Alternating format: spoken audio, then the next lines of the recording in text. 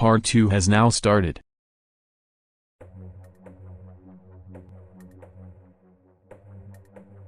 To really cover how manipulative Foxy is, I figured I should make this chapter alongside Desperation, as these two are for the most part intertwined. And if anything, just highlight how bad Foxy is and how bad her lies can get. And her lies can get so bad to a point where kids will end up believing them because they think that she's getting bullied or slandered by her detractors. Agreed, dude. Especially given the fact that her hatedom is making it harder for the truth about her to come out. I keep on getting cyberbullied and harassed. Like, they don't even care how I'm feeling.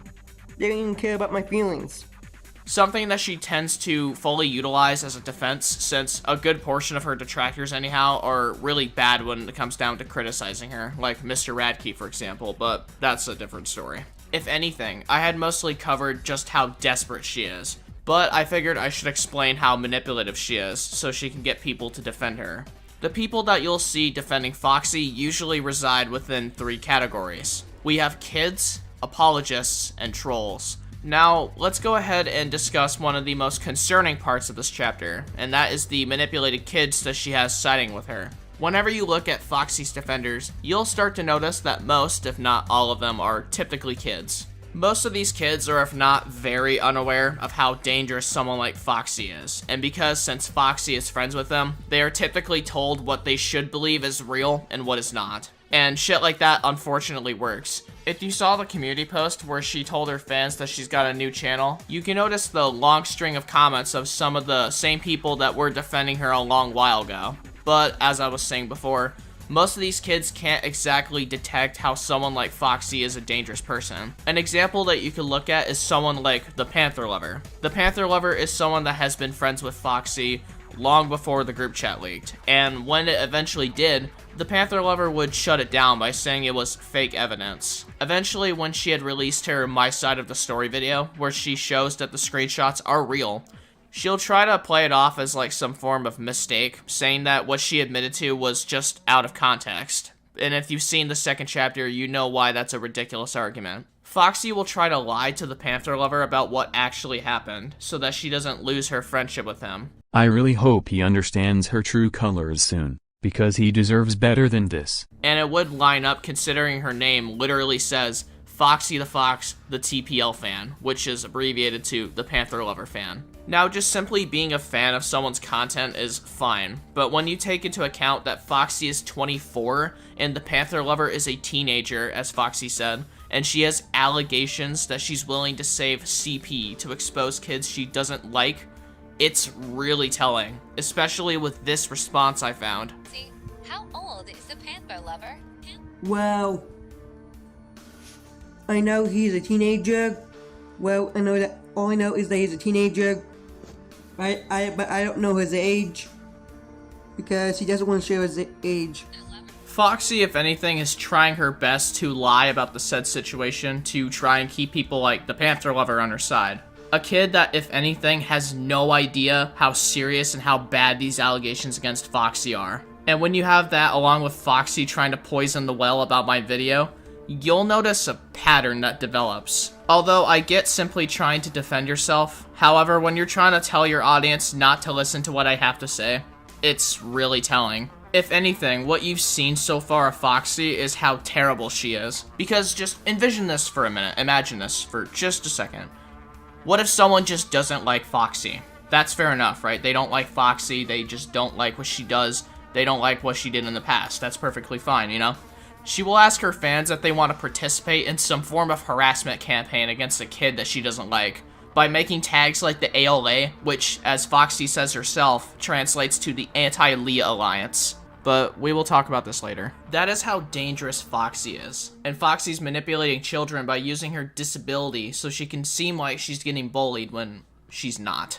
Now, speaking of bullying, I figured we should move on to the next part of the list.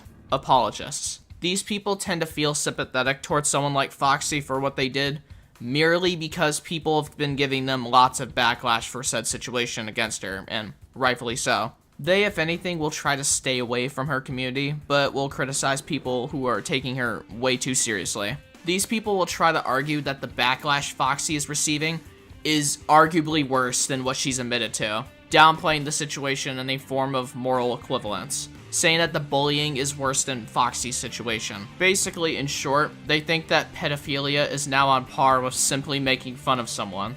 An example of this would be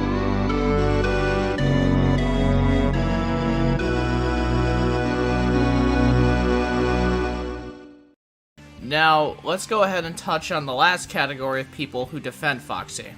Trolls. And trolls defending Foxy really shouldn't come to a surprise, as they are quite common.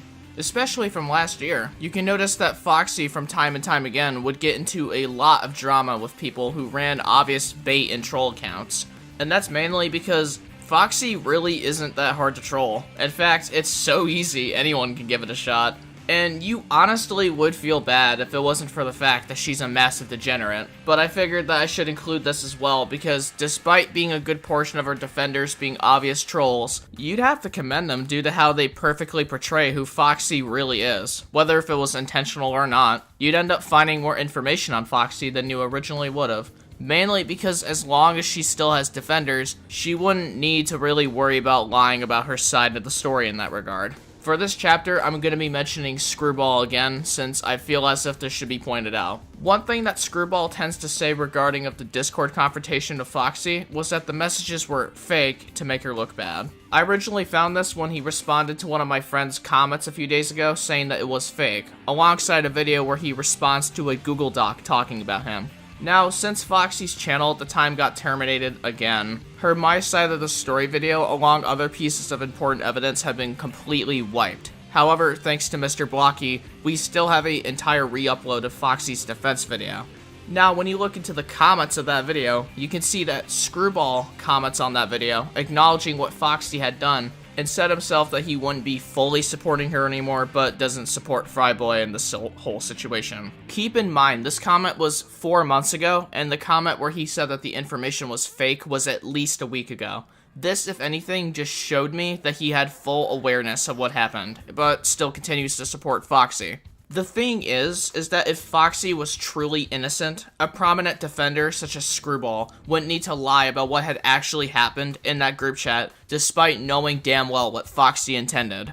And not to mention, you'd also have Foxy agreeing what Screwball had said in these videos, despite them being massive contradictions to what she originally said. Curiously enough, I asked Screwball in a community post why exactly he defended Foxy, which he then lies again and then says that during this time, Foxy was stressed out when she was confronted. I asked him who exactly relayed this information, and he said someone by the name of Surarsky did. So, when I asked him if he could follow up and show me evidence of this ever happening, he stopped replying to further comments. I asked him multiple times on my community tab if he could follow up with it, which he ignored. After a long time, I finally got a response. He admitted that he made these claims up entirely and that I was some way attacking him. And from this moment, I started to realize that Screwball was, if not, an obvious troll. His response to me had really sold the idea. His response to the whole situation had really sold the idea, because you can see how he confirms himself to be one in this comment. There were a few more ideas as well that helped lead to that conclusion, especially the Discord call he was confronted in. Hilariously enough, despite being an obvious troll, they've managed to demonstrate just how Foxy's desperation is so high, she's willing to do anything, even if it means lying about what actually happened, and all of it just to get defenders. From most of the defenders you really get of Foxy are either manipulated kids, man-children, or, unsurprisingly enough, trolls.